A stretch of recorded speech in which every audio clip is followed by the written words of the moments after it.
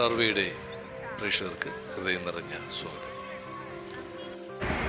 ഈ എപ്പിസോഡിൽ ഞാൻ വിവരിക്കുന്നത് തിരുവനന്തപുരത്തെ കഴക്കൂട്ടത്ത് സ്ഥിതി ചെയ്യുന്ന ശ്രീ മഹാദേവ ക്ഷേത്രം ശിവന് സമർപ്പിച്ചിരിക്കുന്ന ഒരു ആദരണീയമായ ഹിന്ദു ക്ഷേത്രമാണ്.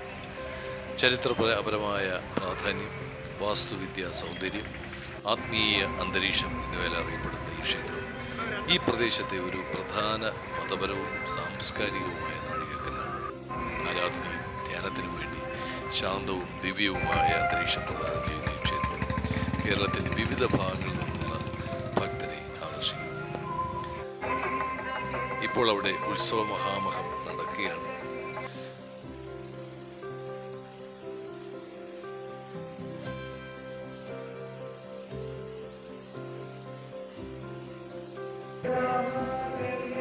ശ്രീ മഹാദേവ ക്ഷേത്രത്തിന് നിരവധി നൂറ്റാണ്ടുകൾ പഴക്കമുള്ള ഒരു സമ്പന്നമായ ചരിത്രമുണ്ട്.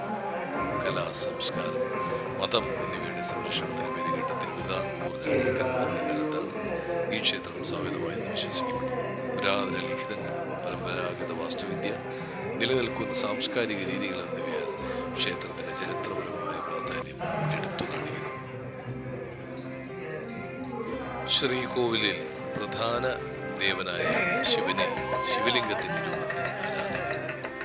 പരമ്പരാഗത എണ്ണവിളക്കുകളും പുഷ്പാലങ്കാരങ്ങളും കൊണ്ട് ശ്രീകോവിൽ അലങ്കരിച്ചിരിക്കുന്നു. ഇത് ഒരു ദിവ്യ അന്തരീക്ഷം സൃഷ്ടിക്കുന്നു. ക്ഷേത്രത്തിന്റെ പ്രവേശന കവാടത്തിൽ മനോഹരമായ ഒരു ഗോപുരം അടയാളപ്പെടുത്തിയിരിക്കുന്നു.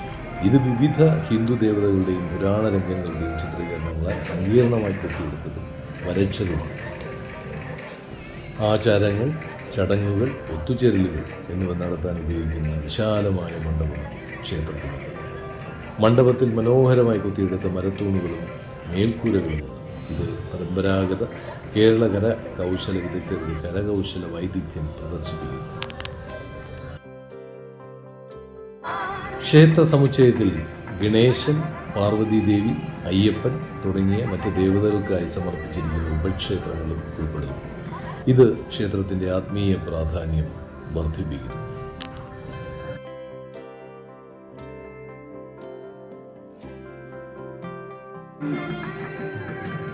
ശ്രീ മഹാദേവ ക്ഷേത്രത്തിലെ ആഘോഷിക്കുന്ന ഏറ്റവും പ്രധാനപ്പെട്ട ഉത്സവങ്ങളിലൊന്നാണ് മഹാശിവരാത്രി.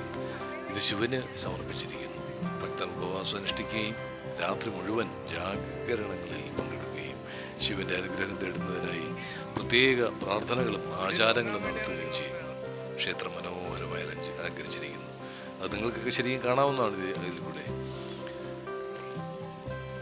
എല്ലാ ചാന്ദ്രദ്വൈവാരത്തിലും 13-ാം ദിവസം ആഘോഷിക്കുന്ന പ്രദോഷം ശിവഭക്തർക്കൊരു പ്രധാന അവസരമാണ്.